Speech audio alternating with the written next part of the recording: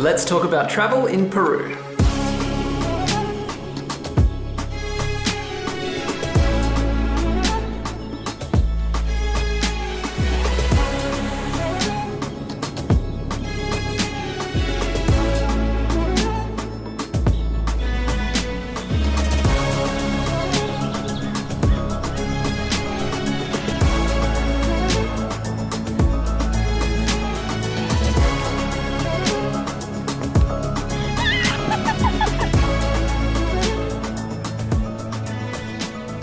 Welcome to the Ultimate Peru Travel Guide. If you're traveling to South America, there's almost no doubt that you'll be coming to Peru. There are countless adventures you can do in Peru, including hiking to a very blue glacier lake, exploring one of the 7 wonders of the world, or catching one of the fanciest trains on the entire continent. In this video, we're going to break down the exact itinerary that we did on our 100 Australian dollars per day budget, which happened to allow us to travel all the way from north to south, seeing all the best stuff. We'll also take you through 11 countrywide tips that you should definitely know before you book your flights to Peru. And of course, like our Colombia and Ecuador travel guide, we have spent our entire time here collecting every good location we could and putting them into a downloadable Google map. Free downloadable Peru travel guide PDF, which will be in the description below. All right, let's break down our full Peru itinerary. In this section, we're going to break down every place we went in Peru, including how we got there, where we stayed, how much it costs to travel that destination, and the best things to do and see. Mancora. We arrived into Peru in the far north after an overnight bus from Ecuador. That happened to land us in a very small beachside town called Mancora. We didn't have any expectations for this place, but it was pretty cool. Sometimes people refer to Mancora as Peru's secret surf town, and it was definitely a surf town. We saw everybody surfing, including people with their dogs. Like we said, we caught an overnight bus from Ecuador, which got us into Mancora at around 5 a.m. That isn't the only way you can get into this town though. There is an airport about 75 k's away. You would obviously need to get a bus from there, but it does seem like a bit of an effort and we probably wouldn't recommend it unless you are a very avid surfer, then it might be the town for you. That being said, if you're a budget or overland traveler like us and you're catching the bus from Peru to Ecuador or from Ecuador to Peru, try and take it from Mancora because it is a beautiful town. When you get into Mancora, there is a lot of places to choose from to stay. You can be right on the beach or a little bit further back. We had no trouble picking where to stay because we follow Jamie and Hannah on Instagram, and we stayed in the exact same place they did. I would highly recommend this place. It is a bit more on the expensive side for us, but it had a beautiful pool, a very cute puppy, a little grumpy cat. The rooms looked like they should be straight from Fiji. It was just beautiful and included breakfast. Yeah, and it was walking distance to the beach still. What more do you want? I will say our second choice for Mancora was going to be the Salina. If you're traveling to Peru or South America in general, I would be surprised if you haven't heard about the Salina chain. It is effectively a co-working, co-living space. Think like a hostel, but a bit nicer, and you probably get the picture. Generally speaking, they are kind of pricey. They're expensive. But the Mancora one, I'm pretty sure, was not that bad. No, it was. Oh, really? Yeah. Where am I thinking of? La Paz? Maybe. The hotel is called La Quebrada Lodging, and even if you get in at an overnight bus at 5 a.m, they are still there. The things to do in Mancora are not that much, and they're very much geared towards relaxing. The number one thing is probably just chilling on the beach. Mancora is a surf town, so if you're into learning how to surf or you really like surfing already, that's easy to do. There's places you can hire surfboards, learn to surf, anything you want. I think there's even paddle boards and everything if surfing isn't your thing. The third thing to do in Mancora is going to be constant through all of Peru, and that is to eat. Everywhere you go in Peru, they're gonna have really, really nice food. So being that you are on the ocean, try and pick up some seafood. It's pretty nice. But you have to go eat at Green Eggs and Ham. You will not regret it. It is right on the beach, and the food, the little frozen coffees, oh, delicious. We spent 86 Australian dollars per night at our accommodation, but that does include an incredibly early check-in as well as a late checkout. That did also include breakfast in the morning, but we spent $58 per day on food other than that, which is a little bit pricey for us, but we just couldn't resist going back to Green Eggs and Ham literally every single day. Trujillo. After Mancora, we caught another overnight bus that took us to Trujillo. Trujillo is a pretty massive town in the northwest of Peru, and the main thing you're going to do here is go and visit the ancient site of Chan Chan. Trujillo is a deceptively massive city sitting on the coast, and it does have its own airport, so getting there is a lot easier than Mancora, even though we still chose a bus. The hotel we chose was a little bit on the outskirts of town, but it was really affordable and you could still walk everywhere. If you do want to stay somewhere fancier, they have a lot of options there, and there are also some budget hostels, so you can't really go wrong. Only a 15-minute taxi ride away from Trujillo is Chan Chan, which is the largest adobe city in the entire world, so it definitely has to be on your list if you're in this part of Peru. It is magnificent. We spent an entire morning there and could have quite easily spent the entire day exploring as well. Also super close to Trujillo is the town of Huanchaco. This is kind of like the Trujillo answer to Mancora. It's a little bit of a surf town. It's a lot smaller than the main city, but still super close. And they have a whole esplanade full of seafood. Our kind of average stay at the Recreo Hotel was $38 per night. Food was a little bit more expensive. That's because we didn't have access to our own kitchen, so we were eating out a lot, and we had to try ceviche for the first time, so we ended up spending $49 per day across our food. For entertainment, we spent $16, which includes entry into Chan Chan for both of us and the taxi to get there. So pretty good. If you're there though, there's this huge shopping mall and La Lucha sandwich area. Mwah. You have to get it, even if it's not in Trujillo, just look for it everywhere. Juarez. The next stop on our Peru travel journey was the much anticipated hiking town of Juarez. It's an awesome city, kind of hidden between two massive mountains, and is the jumping off point for countless hikes, especially in the northern Peru region. It's surprisingly known as the hiking capital in Peru, which I had no idea that it wouldn't be, like Salcante and the Inca Trail and stuff. I just assumed if you're going hiking, it's gonna be from Cusco. But no, come to Juarez instead. Most people get to Juarez by taking a bus from Lima because it's not that far, but it's still a pretty long bus. So if you do want to fly in, you can do that too. They have their own airport about 30 minutes from the main city. Again, thanks to our friends Jamie and Hannah who'd been to Peru before us, we knew where we were staying in Juarez, and that was the La Hoste Hotel. It served its purpose perfectly. We were able to book onto a hiking trip from there. It had a gorgeous rooftop that we could get some work done, and breakfast was again included. Love that everything has breakfast included. I think this is where the Selena was that we almost booked. That was a reasonable price. And there's a Selena there. Things to do in Juarez are very straightforward. Hiking. Hiking is the answer. There is about 4 or 5 hiking trails that will be booked from your hostel or your hotel, and they make it as easy as possible. We did the Laguna 69 hike, which was very challenging in the end, but it was beautiful, and we got to see one of the bluest lakes ever. It is the most popular hike in Juarez for a reason. It is just spectacular once you get up there, but it is an entire day. So you get picked up at around 4 a.m. and you don't get back until around 7. Yeah. There is heaps of other hikes you can book onto as tours, and I think there's even a couple you can do DIY as well. We didn't have that much time in Juarez, so we just booked onto a tour. Our accommodation at the La Hoste was only $22 per night, so it's a super fair price, especially when you include breakfast. But if you don't want the breakfast for some reason, just down the road there is this family-run sandwich shop which was so good, and it was about $12, and we both got sandwiches and both got chips, and it was just... We went back multiple days in a row to get this sandwich because it was that good. It is of course on the Google Maps guide that we have created as well, so don't miss it if you're in Juarez. Get the shredded chicken sandwich. Yeah. The amount you save going to this place rather than going to the main places is gonna mean you're in profit if you get the maps. That's girl math for sure. Trust me, it'll taste better and you'll save a lot of money.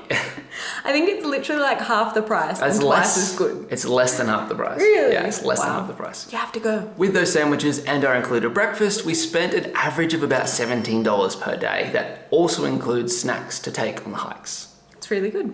Because we booked onto a tour, obviously the hike wasn't that cheap. It was $38 for the bus to and from, as well as an entrance fee into the national park, which cost $25 for both of us, bringing our total for entertainment to $63. I'm hungry. I want that chicken sandwich. Yeah, me too. Either one, La Lucha or the Juarez one. The biggest city and the capital of Peru was next on our list. We caught a day bus, which felt like it took forever, to Lima, and were immediately overwhelmed by how giant that city actually is. There is 10 million people, I think, that live in the Greater Lima area, which is a third of all Peruvians live in Lima. We were just not prepared for it. It is the second largest desert city, second only to Cairo. There was like a bunch of other things that we won't remember. It's just huge. It's big. Generally speaking, I think a lot of people will fly into Lima, and that is because it's a bit cheaper than Cusco. Because Lima is so big, we can't just say where to stay in Lima itself. It is broken down into neighborhoods. The main two neighborhoods you'll probably hear as a tourist are going to be Miraflores and Barranco. Both of these are on the coast, have heaps of food, heaps of tours leave from there. There's so much to see and do, but they're not right in the center. We stayed in this gorgeous, very modern apartment that was reasonably priced as well. Just be careful that if you're gonna go out onto a balcony, maybe make sure the door opens from both sides. We're not down here. What do we do? Whoops. Even though Lima is huge, as far as tourism goes, there isn't heaps to do there, but there are some really fun things like Cat Park. In Miraflores, there is a park that's just dedicated to stray cats that are very well looked after and love to cuddle. So check that one out. You can get there by walking along the Malecon, which will also take you past Love Park, another kind of attraction. So there is a small cluster of things to do in that area. If you haven't tried it by now and you are in Lima, definitely check out a La Lucha, get the deshelado, get the shredded chicken sandwich, get some fries, put them inside the sandwich. You won't regret it. I dream about this sandwich. It's right next to the cat park too, so two birds. There's so many of them as well. Speaking of food, our cost in Lima was $31.25 per day. That's because we went out for sandwiches every single day, and I'm pretty sure we treated ourselves to ice cream every single night. And we had like an expensive coffee. We were really enjoying our time in Lima. True. We could have easily cooked and saved some money because our gorgeous apartment not only had a kitchen, it also had a pool, a gym, a co-working space, and that set us back $45 per night. A big benefit of Lima is that a lot of the things that you do are free. It involves like walking and going to the park, like we said, so you're not gonna spend too much in entertainment. We actually spent $0 in entertainment in Lima, but if you're thinking of doing things like going to the catacombs in the central district, you'll be paying like $8 to $10. It's not gonna be too crazy. The next place on our perfect Peru itinerary, I had no idea existed, let alone was in Peru, and that is Huacachina. It's a literal oasis in the middle of the Peruvian desert. We didn't know it was there at all, but we'd seen photos of it. We just knew it looked really awesome and thought it was in the Middle East somewhere. To get to Huacachina, it's only a 4-hour bus from Lima, so easily doable even if you're only there for a day trip. The entire town is centered around an oasis in the desert. So it is surrounded by walls of sand, really hot sand during the day. Being that it is a relatively small town around an oasis, there aren't heaps of places to choose to stay. We ended up picking the Sunset Hostel, which was one of the cheapest. Other options are the Banana Hostel, which is a bit more expensive, but a lot nicer, and the Eco Camp that actually sits on the sand a little bit up the dune. The bus from Lima will actually drop you in a town called Ica. That is the closest town to Huacachina. From there, it's only a 10-minute tuk-tuk or taxi cab, which I think cost 20 to 30 sols. Try haggling. When you're in Huacachina, it's pretty self-explanatory what you should be doing, getting in the dunes. There's two main things to do in the dunes. That is sandboarding, which is really popular, and you will see everyone trudging up the dunes with their boards at all hours of the day. And then screaming their way down. The second thing is the very popular dune buggies. You'll see them after about midday. They start collecting on the dunes, and it is super loud, but super fun. I recommend you do both. If you have the money and time, I would also recommend booking onto the sunset tour for the dune buggies because it's a whole extra hour, but it's only like 10 soles more. And it's just awesome watching the sunset out surrounded by nothing but sand. Also, to pass the time during the day, you can go on the oasis in a paddle boat.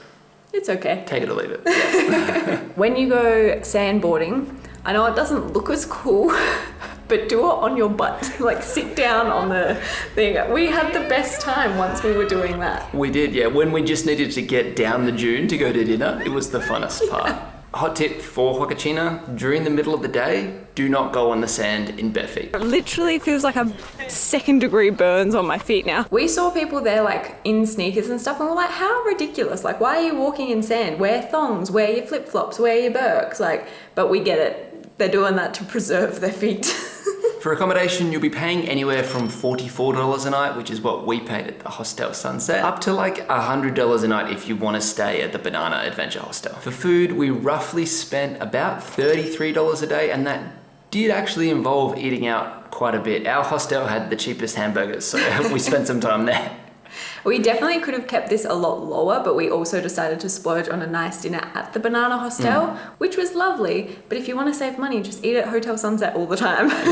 Our entertainment costs did go up a little bit while we were in Huacachina, but I do not regret a single cent. We had sandboards for an unlimited amount of time, and that cost $38 for both of us. The Sunset Dune Buggy ride was about $21 for both of us, so really not that bad. After Huacachina, we went to probably the biggest draw card in all of Peru and all of South America.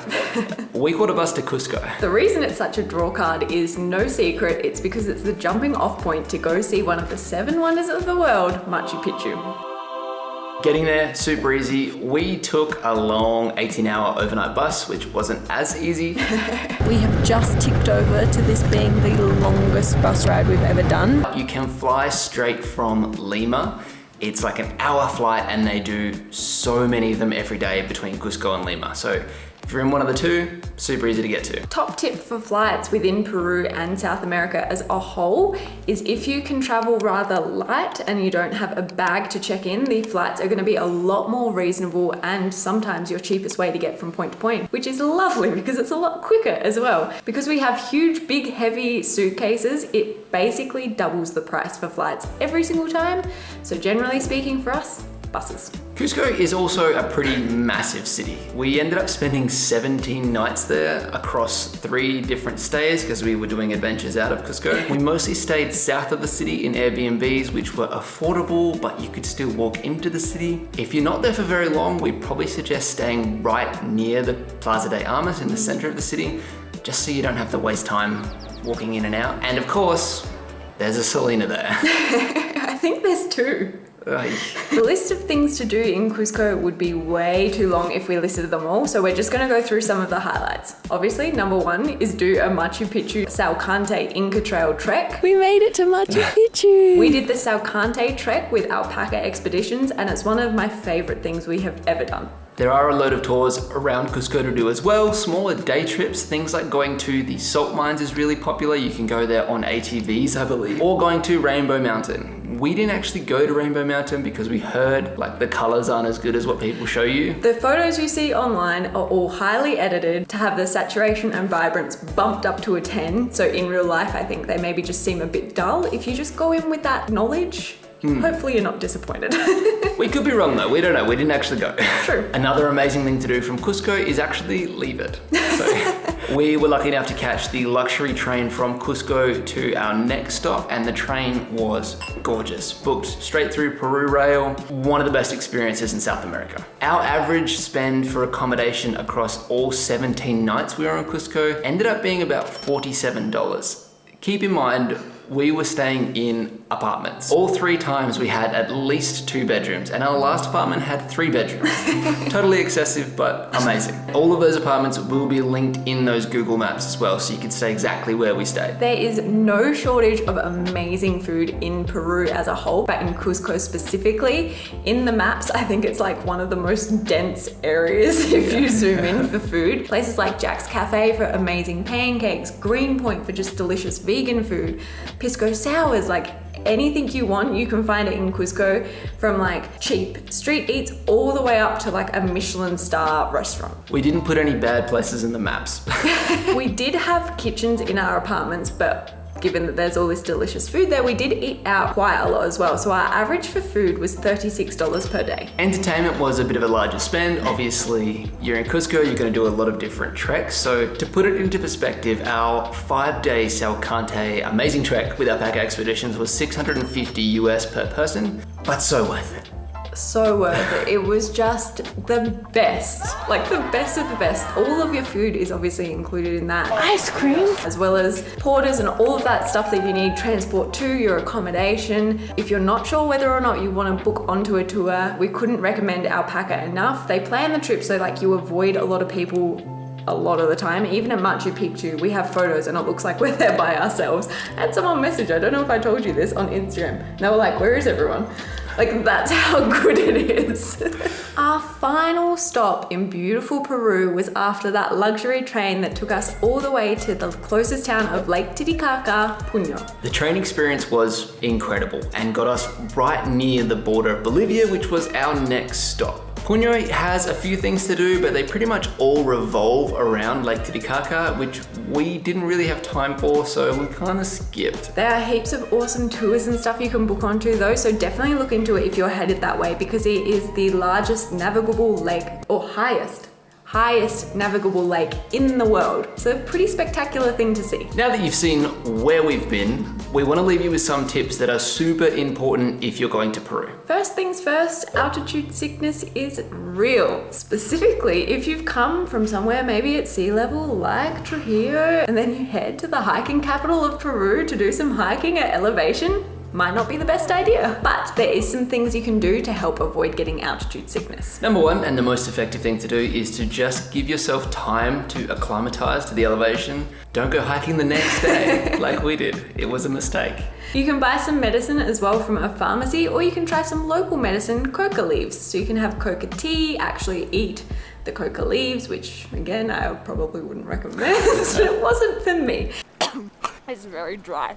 There's also little candies you can buy that are made from coca leaves. Money and budgeting tips. Peru uses the Peruvian soles. Its acronym is PEN. I don't really know why, but we were converting 100 soles to 50 Australian dollars. That actually gave us a little bit of a margin of error because it genuinely converts to about 45 Australian dollars. One thing to be very cautious of is withdrawing money in Peru is not cheap. No matter the ATM you try and use, you can hunt for ages, and it's going to cost you about $15 just to use the ATM. And then they limit how much you can get out. So some of them are very severely limited to only like 500 soles. Some of them you get up to 700, but it's never enough to last the full month. So it's likely you'll be doing multiple withdrawals. There is a caveat to this. We did get a bunch of cash out to pay for our trek while we were in Cusco, and so long as we had a debit card and our passport and we went in person to the actual people, not to the like withdrawal machine, we got it out for free, right? Yeah. Yeah, that's on the Google Maps as well. It's not all banks, it's only some banks. If you got your passport and a Visa card, a Visa debit, you can get it out. Banco Peru? No. Do you It'll be on the remember? maps. Yeah. Sticking to a budget in Peru can be simple, even though it is one of the more expensive countries. They also have the menu del dia. Like we said, in Ecuador and Colombia, that's the menu of the day, where they give you a soup, a meat, and a drink, and it's generally pretty cheap. Food you have to try. Thought it would be fun because Peruvian food is so delicious to add a little section in here that's just food we highly recommend, or that we love. I think it goes without saying that clearly we really enjoyed the sandwiches while we were in Peru. So try La Lucha if you can. That's the biggest chain that we know of. A drink to try would be Inca Cola. It is a bright yellow drink. You will see it everywhere. It kind of tastes like creaming soda, which you wouldn't expect because it's called cola and it's yellow. Yeah, and it's the only place I think that has soft drink sales more than Coca-Cola. Ceviche. If you are on the coast anywhere, ceviche is like the national dish of Peru, so you have to try it. We got one that was tigre de leche, which I think technically isn't ceviche according to the comment section. Yeah. But it's in the ceviche menu. It's in the ceviche realm. Grabbing a burger that's made from alpaca might seem a little bit weird, but it's kind of like getting a kangaroo burger in Australia, and honestly, it tasted pretty good. I don't think I'll have it again, but it was pretty good. If you didn't tell me it was alpaca and wouldn't have noticed something was wrong, I maybe would have thought there was a sauce or something that was changing the flavor. One thing we didn't try was cuy. Koi. I'm not sure how to pronounce it, but that is the guinea pig. It is very popular all throughout South America, but in Peru in particular, we just didn't want to. We opted to try alpaca instead of trying this. but it is a very traditional food to try. Last but not least, if you are of age to drink alcohol, you have to try a pisco sour because yum. Pisco is like a national drink made from grapes, even though it's not like wine at all. It's more brandy-like. Tequila-y, spirity. That's very strong. Yeah, and they make a pisco sour, which is delicious. Safety. Safety warnings continue through Peru, just like they did in Ecuador and Colombia, but to be honest, we probably felt the safest we've felt in Peru. I think maybe because there was an influx of tourists. We were around a lot of tourists all the time, so... Pack mentality. Yeah, I don't know. General advice remains the same. Going out at night by yourself, not a good idea, as it is not a good idea in any city. It's just the general things. Like, I wouldn't go out at night by myself in Adelaide, in Paris, in Rome. So I'm not gonna do it while I'm in Peru either. If there's dodgy looking people, no matter where I am, I'm gonna try and walk the other way. Like, just be smart, do all of the clever, smart things, have your brain switched on, you'll be fine. SIM cards. Hang on. SIM cards. SIM cards in Peru are obviously a must, especially if you're doing anything independent. There is a couple of different options though. So originally we were going to go to Claro like we did in Ecuador and Colombia, but the prices were crazy and it was like 1 gig for 30 days. So it didn't really work for us. We ended up finding Betel, which I think they were running a special, but even generally speaking, they seem to be a little bit cheaper, and we had no issues with coverage. It was about $25 each. It came with unlimited internet for the full 30 days. The only thing to note here is, unlike Colombia and Ecuador, we actually had to go in person to a proper Betel or Claro store with our passports, whereas in Colombia and Ecuador, you could basically buy them off of people on the street. Travel between cities. Peru is a deceptively large country, and a case can absolutely be made for flying between cities. Just make sure you have hardly any luggage so it's cheaper. And you book early enough. If on the other hand you travel like we do, quite last minute, buses are gonna be your best friend in Peru. Because it is so big, the overnight buses in Peru are typically a little bit longer than your standard overnight bus. We are about to spend 18 hours on an overnight bus. A lot of the time they'll start in the late afternoon and go all the way through to midday the next day. It can be brutal, especially if you don't sleep, but it's financially a really good move. In Peru though, there are bus companies that offer 180-degree sleeping sections, lie flat seats, so it can be really comfortable as well. I guess this ties into the last topic of safety as well, but on buses, make sure you have your bags close to you. You can keep your eye on them, probably by your feet. Don't put them up ahead, especially if it's an overnight bus and you're planning on falling asleep. Drinking water. Peruvian drinking water follows suit with almost every other South American country. It's not advised to drink from the tap at all. Our weak little tourist stomachs can't handle it. Bottled water is the way to go, thankfully. Every store and mini-mart will have these massive 5 litre, 7 litre bottles to just buy, and they're affordable too. It's just not worth the risk. You don't want to be hiking the Inca Trail and need to go to the bathroom all the time. Altitude sickness and that. No, thank you. Speaking Spanish and Google Translate. The bigger tourist cities in Peru have incredible language skills. I don't know how people learn so many multiple languages. Pretty much in Cusco, we didn't have any trouble just speaking English. That being said, Spanish is an incredible tool to know, and as we've journeyed through the continent, we've learned more and more and more. Pretty confidently now, we're able to navigate our way around all the normal stuff as long as we have context.